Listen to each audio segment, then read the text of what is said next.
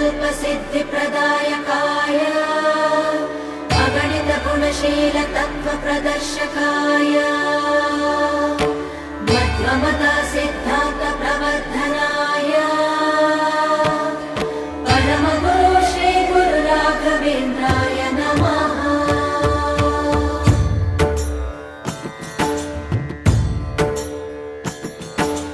पूज्याय राघवेन्द्राय सत्यधर्मरताय च